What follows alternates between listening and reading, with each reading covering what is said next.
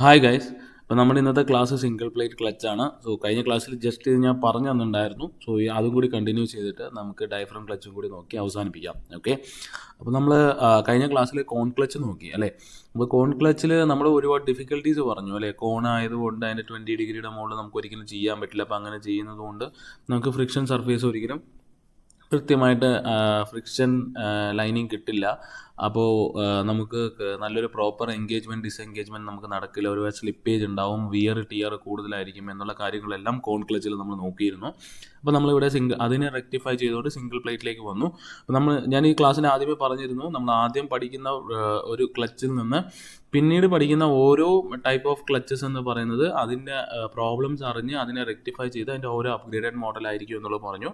അപ്പോൾ നമ്മൾ കോൺ clutch upgrade ചെയ്ത് നമ്മൾ സിംഗിൾ പ്ലേറ്റിലേക്ക് വന്നു. സിംഗിൾ അല്ല, പ്ലേറ്റ് ക്ലച്ചിലേക്ക് വന്നു. അതിൽ നമ്മൾ സിംഗിൾ പ്ലേറ്റ് ആണ് നമ്മൾ നോക്കുന്നത്.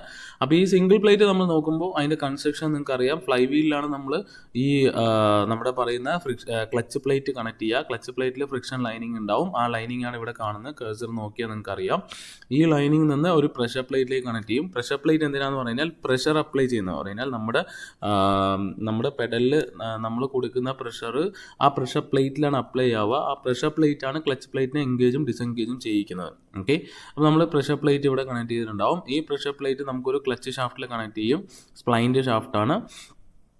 ദെൻ ഇത് നമ്മുടെ ക്ലച്ച് പെഡലിലേക്ക് കണക്ട് ചെയ്യും. ഫൾക്രം പിൻ ഉപയോഗിച്ച് ക്ലച്ച് പെഡലിലേക്ക് കണക്ട് ചെയ്യും. ബിയറിങ് മറ്റ് കമ്പോണൻസ് ഉണ്ട്, അത് നമുക്ക് അത്ര ഇമ്പോർട്ടൻ്റ് അല്ല. ഇത് മാത്രം നിങ്ങൾ നോക്കിയാൽ മതി. പ്രഷർ പ്ലേറ്റ് നോക്കിയാൽ മതി, ക്ലച്ച് പ്ലേറ്റ്, ഫ്രിക്ഷൻ ലൈനിങ്, പിന്നെ ഒരു ക്ലച്ച് സ്പ്രിങ്. ഓക്കെ, നമ്മൾ പെഡൽ നമ്മൾ പ്രസ് ചെയ്യുന്ന സമയത്ത് ഇതിന് ഇങ്ങോട്ട് മൂവ് ചെയ്യിക്കും. ഇങ്ങോട്ട് മൂവ് ചെയ്യുമ്പോൾ ക്ലച്ച് പ്ലേറ്റ് നമ്മുടെ ഫ്ലൈ വീലിൽ നിന്ന് ഡിസെൻഗേജ് ചെയ്യുകയും ചെയ്യും. ഓക്കെ, ഇതിൻ്റെ നമുക്ക് ക്ലച്ച് പ്ലേറ്റിൻ്റെ കമ്പോണൻസ് പഠിക്കാനുണ്ട്. പ്ലേറ്റ് നമുക്ക് എലോബറേറ്റ് ആയിട്ട് പഠിക്കാനുണ്ട്. അത് ലാസ്റ്റ് ക്ലച്ച് കമ്പോണൻസ് എന്ന് പറഞ്ഞിട്ട് ഞാൻ എടുത്തു തരാം. ഇപ്പോൾ നമുക്ക് ഇതിൻ്റെ കൺസ്ട്രക്ഷൻ പഠിച്ചിട്ട് മുന്നോട്ട് പോകാം. ഓക്കെ, സോ ഇതാണ് അതിൻ്റെ ഒരു വ്യൂ, എക്സ്പ്ലോർഡ് വ്യൂ എന്ന് പറയുന്നത്. സോ നമുക്കിതിലേക്ക് വരാം. സോ ഇതാണ് നമുക്ക് ഫ്ലൈ വീൽ ഇരിക്കുന്ന ക്ലച്ച് പ്ലേറ്റ്, പ്രഷർ പ്ലേറ്റ്, മറ്റു കാര്യങ്ങളെല്ലാം നമുക്ക് ഇരിക്കുന്നത്. ഇനി നമ്മൾ നേരത്തെ ഞാൻ പറഞ്ഞു പോയി ഇതെങ്ങനെ വർക്കിംഗ് എന്നുള്ളത്.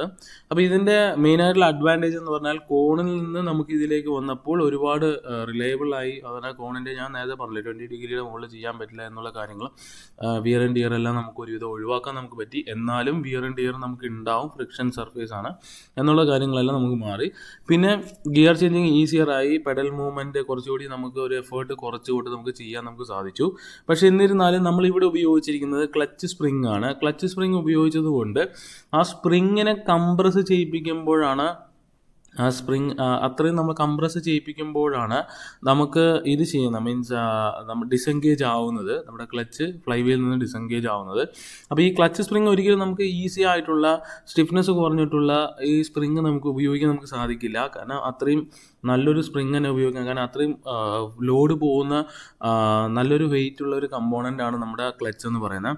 അപ്പോൾ നമുക്ക് നല്ലൊരു എന്താ പറയുക, സ്റ്റിഫ്നെസ് ഉള്ള ഒരു സ്പ്രിങ് നമുക്ക് ഉപയോഗിക്കണം. അപ്പോൾ ആ സ്പ്രിങ് നമ്മൾ ഉപയോഗിക്കുമ്പോൾ അതിനെ കംപ്രസ് ചെയ്യിക്കുക എന്ന് പറഞ്ഞാൽ ഡ്രൈവറിൻ്റെ കാലിൽ അത്രയും എഫേർട്ട് നമുക്ക് കൊടുക്കേണ്ടതുണ്ട്. ഞാൻ കഴിഞ്ഞ ക്ലാസ്സിൽ തന്നെ പറഞ്ഞിരുന്നു.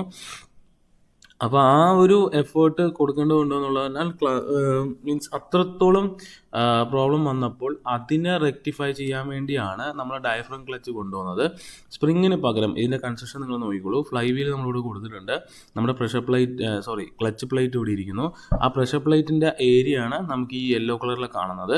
ഇതിൽ നമ്മൾ സ്പ്രിങ് കൊടുക്കുന്നതിന് പകരം ഡയഫ്രം കൊണ്ടുവന്നു. ഓക്കെ, ഡയഫ്രം ഇത് ഇപ്പോൾ ഈ രീതിയിൽ ബെൻഡായിരിക്കുന്നത്, ഈ രീതിയിൽ ബെൻഡായിരിക്കുന്നത് ഇപ്പോൾ ഡിസെൻഗേജ് ചെയ്തിരിക്കുകയാണ്. ഇതിൻ്റെ നേരെ ഓപ്പോസിറ്റ് രീതിയിൽ ബെൻഡായിരിക്കുന്ന സമയത്ത് നമ്മൾ ഇതിലേക്ക് പ്രഷർ കൊടുക്കുമ്പോൾ ഇതിങ്ങനെ ബെൻഡായിട്ട് ഇതിനെ ഡിസെൻഗേജ് ചെയ്യിക്കുന്നതാണ്. സോ നിങ്ങൾക്ക് ഇതിൽ നോക്കിയാൽ അറിയാം. ഇത് സ്പ്രിങ്, ഇവിടെ സ്പ്രിങ് ഉപയോഗിച്ചിട്ട് ഇവിടെ നമ്മൾ ഡയഫ്രം ഉപയോഗിച്ചു. ഡയഫ്രം എങ്ങനെ ഇരിക്കണം നോക്കൂ, ഇതിൻ്റെ ഷേപ്പ് എങ്ങനെ ഇരിക്കണം നോക്കൂ. ഇതിൻ്റെ സെൻറ്ററിൽ നമ്മൾ ക്ലച്ച് പെഡൽ വെച്ചിട്ട് നമ്മൾ പ്രസ് ചെയ്യുമ്പോൾ ഈ സെൻറ്ററിൽ പ്രസ് ചെയ്യുകയാണ് ചെയ്യുന്നത്. ആ പ്രസ് ചെയ്യുന്ന സമയത്ത് ഇത് ഇങ്ങനെ ഷേപ്പിലേക്ക് മാറും. ഈ ഷേപ്പിലേക്ക് മാറുമ്പോൾ എന്താവും, ഇതിന് ഇങ്ങോട്ടേക്ക് ഇങ്ങോട്ടേക്ക് മൂവ് ചെയ്യിക്കും. ആ മൂവ് ചെയ്യിക്കുമ്പോൾ നമ്മുടെ ക്ലച്ച് പ്ലേറ്റ് ഈ ഫ്രിക്ഷൻ മീൻസ് അല്ലെങ്കിൽ ഫ്ലൈ വീലിൽ നിന്ന് ഡിസെൻഗേജ് ആവും. ഇതാണ് ഇവിടെ സംഭവിക്കുന്നത്. ഓക്കെ, അപ്പോൾ ഇങ്ങനെ ഉണ്ടാവുമ്പോൾ നമ്മൾ ഡയഫ്രം കൊടുക്കുമ്പോൾ എന്ത് പറ്റി, നമുക്ക് കൊടുക്കുന്ന ആ സെൻട്രിഫ്യൂഗൽ ഫോഴ്സ് അല്ലെങ്കിൽ കാലിൽ കൊടുക്കുന്ന നമ്മുടെ ക്ലച്ച് പെഡലിൽ കൊടുക്കുന്ന ഫോഴ്സ് നമുക്ക് കുറയ്ക്കാൻ നമുക്ക് സാധിച്ചു. ഒരുപാട് ഡ്രൈവറിൻ്റെ എഫേർട്ട് കുറഞ്ഞു. നമ്മളിപ്പോൾ ഈ എല്ലാ സ്ഥലത്തും വേറെ നമുക്ക് ഒരുവിധം ഉപയോഗിക്കുന്ന എല്ലാ ക്ലച്ചുകളും, മാനുവൽ ഗിയർ ബോക്സിൽ ഉപയോഗിക്കുന്ന എല്ലാ ക്ലച്ചുകളും നമ്മുടെ ഡയഫ്രം ഉപയോഗിച്ച് തന്നെയാണ് ചെയ്യുന്നത്. അപ്പോൾ നിങ്ങൾ പഴയ വണ്ടിയും പുതിയ വണ്ടിയും നിങ്ങളൊന്ന് കമ്പയർ ചെയ്താൽ മതി, എത്രത്തോളം നമുക്ക് ടൈറ്റാണ്, നമ്മുടെ ക്ലച്ച് പെഡൽ ടൈറ്റാണ് എന്നുള്ളത് നിങ്ങൾ ജസ്റ്റ് ഒന്ന് കമ്പയർ ചെയ്ത് നോക്കിയാൽ മതി. അപ്പോൾ നമുക്കിപ്പോൾ ഭയങ്കര എളുപ്പമാണ്. കാരണം ആ നമ്മൾ പ്രസ് ചെയ്യുന്നത് എത്രയാണോ നമ്മുടെ എഫേർട്ട് നമ്മുടെ കുറഞ്ഞു, കാലിൽ കൊടുക്കുന്ന എഫേർട്ട് നമുക്ക് കുറഞ്ഞു. അതോടൊപ്പം നമുക്ക് കുറയ്ക്കാൻ നമുക്ക് ഡയഫ്രം ക്ലച്ചിൽ നിന്ന് നമുക്ക് സാധിച്ചു. അപ്പോൾ അതുപോലെ തന്നെ അതിൻ്റെ അഡ്വാൻറ്റേജ് നോക്കുമ്പോൾ നമുക്ക് ഇതിന് ഹൈ റൊട്ടേഷണൽ സ്പീഡ്സ് നമുക്ക് അറ്റൈൻ ചെയ്യാൻ നമുക്ക് സാധിച്ചു. അതേപോലെ തന്നെ ക്ലാമ്പിങ്, സ്പ്രിങ്സ്, അതുപോലെ റിലീസ് ലിവർ, ട്രക്സ്, ബോൾട്ട്, അതെല്ലാം നമുക്ക് ഒരുപാട് എലിമിനേറ്റ് ചെയ്യാൻ നമുക്ക് സാധിച്ചു. എലിമിനേറ്റ് ചെയ്യാന്ന് പറഞ്ഞാൽ നമ്മൾ സ്പ്രിങ് ഉപയോഗിക്കുമ്പോൾ അതിന് എത്ര പാർട്സുകൾ നമുക്ക് അതിൽ കൊടുക്കുന്നു അതെല്ലാം നമുക്ക് എലിമിനേറ്റ് ചെയ്ത് ഡയഫ്രം വെക്കുമ്പോൾ ജസ്റ്റ് അതിനെ ക്ലാമ്പ് ചെയ്യാൻ മാത്രമുള്ള പാർട്സുകൾ മാത്രം കൊടുത്താൽ മതി എന്നുള്ളതാണ് ഇവിടെ നമ്മൾ പറഞ്ഞു വരുന്നത്. ഓക്കെ, അടുത്തെന്ന് പറഞ്ഞാൽ മൾട്ടിപ്ലേറ്റ് ക്ലച്ചാണ്. സോ ഞാൻ നേരത്തെ പറഞ്ഞ പോലെ, കഴിഞ്ഞ ക്ലാസ്സിൽ പറഞ്ഞ പോലെ, നമുക്ക് സിംഗിൾ പ്ലേറ്റ് ക്ലച്ച് തന്നെ നമുക്ക് മതി എല്ലാ സ്ഥലത്തും. പക്ഷേ നമുക്കിപ്പോൾ സിംഗിൾ പ്ലേറ്റിൽ ഞാൻ നേരത്തെ പറഞ്ഞ പോലെ 29 ടോർക്ക് നമുക്ക് സിംഗിൾ പ്ലേറ്റിലൂടെ കൺവേർട്ട് ചെയ്ത് പോവുകയാണ്, അല്ലെങ്കിൽ ട്രാൻസ്മിറ്റ് ചെയ്ത് പോവുകയാണ്. അപ്പോൾ ആ ട്രാൻസ്മിറ്റ് ചെയ്ത് പോകുന്ന ആ 29 ടോർക്ക് നമുക്ക് ചെറിയ എൻജിനിലും അതേ 29 ടോർക്ക് നമുക്ക് ട്രാൻസ്മിറ്റ് ചെയ്ത് പോകണമെന്നുണ്ടെങ്കിൽ നമുക്ക് ആ സിംഗിൾ പ്ലേറ്റിനെ ഡിവൈഡ് ചെയ്ത് പല പ്ലേറ്റിലൂടെ ആ ടോർക്കിനെ ഡിവൈഡ് ചെയ്ത് ട്രാൻസ്മിറ്റ് ചെയ്ത് പോകുന്ന രീതിയിലുള്ള അറേഞ്ച്മെൻറ്റാണ് മൾട്ടിപ്ലേറ്റ് ക്ലച്ച് എന്ന് പറയുന്നത്. അതിൻ്റെ ഫിഗർ ഇതാണ്. ഇത് വരയ്ക്കുക തന്നെ വേണം, സിമ്പിളാണ്. നിങ്ങൾ ജസ്റ്റ് ഒന്ന് ഓർത്താൽ മതി. ഇവിടെ ഉണ്ടായിരുന്ന സിംഗിൾ പ്ലേറ്റിന് പകരം നമ്മൾ പല പ്ലേറ്റുകളും, ക്ലച്ച് പ്ലേറ്റുകളും ഇവിടെ അറേഞ്ച് ചെയ്തിരിക്കുന്നു എന്നുള്ളത് മാത്രം നിങ്ങൾ കമ്പാരിസൺ ചെയ്താൽ മതി. ബാക്കി എല്ലാം സെയിമാണ്. ക്ലിയർ ആയോ? ഫിഗർ കണ്ട് നിങ്ങൾ പേടിക്കണ്ട, ഇത് പഠിക്കുക തന്നെ വേണം. ഈ ഫിഗർ വരയ്ക്കാതെ ഒരിക്കലും നിങ്ങൾക്ക് മാർക്ക് കിട്ടില്ല. ഓട്ടോമൊബൈൽ എഞ്ചിനീയറിംഗ് എന്നുള്ള സബ്ജക്റ്റ് എസ്പെഷ്യലി ഫിഗർ ഇല്ലാത്തതിന് മാർക്കേ കിട്ടില്ല. ജസ്റ്റ് എഴുതി പോയി കഴിഞ്ഞാൽ ഒന്നും നിങ്ങൾ പാസ്സാവാൻ പോലും പറ്റില്ല. ഓക്കെ, ഫിഗർ വരച്ച് തന്നെ നിങ്ങൾ എക്സാം എഴുതണം. ഓക്കെ, ഇതാണ് ഫ്ലൈ വീല് നമ്മൾ ക്ലച്ച് പ്ലേറ്റ്സ് അറേഞ്ച് ചെയ്തിരിക്കുന്നു. ഫ്രിക്ഷൻ ലൈനിങ് അതിൻ്റെ ഇടയിലുണ്ട്. ദെൻ പ്രഷർ പ്ലേറ്റ് ആണ് ഇവിടെ കാണുന്നത്. ആ പ്രഷർ പ്ലേറ്റിൽ നമുക്ക് സ്പ്ലൈൻഡ് ഷാഫ്റ്റ് വെച്ചിട്ട് നമ്മൾ ഇതിലൂടെ കണക്ട് ചെയ്തിട്ടുണ്ട്. ഇവിടെ ഒരു സ്പ്രിങ് കൊടുത്തിട്ടുണ്ട്. അതുപോലെ തന്നെ നമ്മുടെ ഫൽക്രം പിൻ ഉപയോഗിച്ചുകൊണ്ട് നമ്മൾ ക്ലച്ച് പെഡലിലേക്ക് കണക്ട് ചെയ്തിട്ടുണ്ട്. ക്ലച്ച് ഷാഫ്റ്റ്, ബാക്കി കാര്യങ്ങൾ, ബിയറിങ്, മറ്റു കാര്യങ്ങൾ നമുക്ക് കാണാം. ഈ സ്പ്രിങ്ങിന് പകരം നമ്മളിപ്പോൾ ഇത് ഉപയോഗിക്കുന്നുണ്ട്. ഓക്കെ, ഇത് ആ ഒരു പഴയ ഗിയർ ക്ലച്ചിൻ്റെ ഫിഗറാണ്. നമ്മൾ പകരം ഡയഫ്രമാണ് ഉപയോഗിക്കുന്നത്. സോ ഇത് നിങ്ങൾ ഇങ്ങനെ വരച്ചാൽ മതി, സ്പ്രിങ് കാണിച്ചാൽ മതി. അതിൻ്റെ ഡിസഡ്വാൻറ്റേജ് നിങ്ങൾക്ക് അറിയാമല്ലോ, എന്താ പ്രോബ്ലം എന്നുള്ള കാര്യങ്ങളൊക്കെ. ഓക്കെ, സോ ഇത് കണ്ടോ, നമ്മൾ സ്പ്രിങ്ങിന് പകരം അറേഞ്ച്മെൻറ്റ് ഇവിടെ ഡയഫ്രമാണ് ഉപയോഗിക്കുന്നത്. സോ 2 വീലറിലാണ് മോസ്റ്റ്ലി നമ്മൾ മൾട്ടിപ്ലേറ്റ് ക്ലച്ചസ് നമ്മൾ ഉപയോഗിക്കുന്നത്.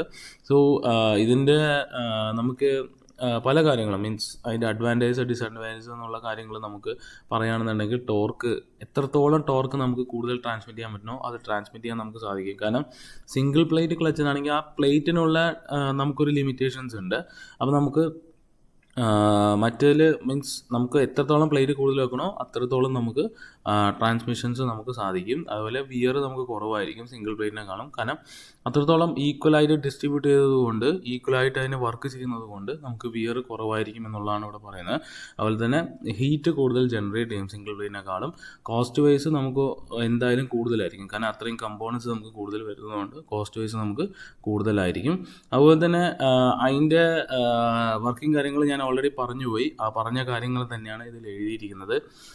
സോ ഇത്രയാണ് നമുക്ക് ഇന്ന് പഠിക്കാനുള്ളത്. എന്തെങ്കിലും സംശയമുണ്ടെങ്കിൽ ചോദിക്കുക. ഇപ്പോൾ നമ്മളിന്ന് എടുത്ത് സിംഗിൾ പ്ലേറ്റ് ക്ലച്ചും മൾട്ടിപ്ലേറ്റ് ക്ലച്ചുമാണ്. സിംഗിൾ പ്ലേറ്റിൽ തന്നെ സ്പ്രിങ്ങും അതുപോലെ ഡയഫ്രവും, ഇത് രണ്ടും വേർതിരിച്ച് തന്നെ പഠിക്കുക. മൾട്ടിപ്ലേറ്റ് ക്ലച്ചിൽ ഈ ഫിഗർ പഠിച്ചാൽ മതി, ഡയഫ്രം ഉണ്ടെന്ന് മാത്രം ജസ്റ്റ് നിങ്ങൾ അറിഞ്ഞു വെച്ചാൽ മതി. ഓക്കെ, സോ ഇന്നത്തെ ക്ലാസ് ഇത്രയേ ഉള്ളൂ. ബാക്കി നമുക്ക് സെൻട്രിഫ്യൂഗൽ ക്ലച്ചും മറ്റു കാര്യങ്ങളെല്ലാം നമുക്ക് നെക്സ്റ്റ് ക്ലാസ്സിൽ എടുക്കാം.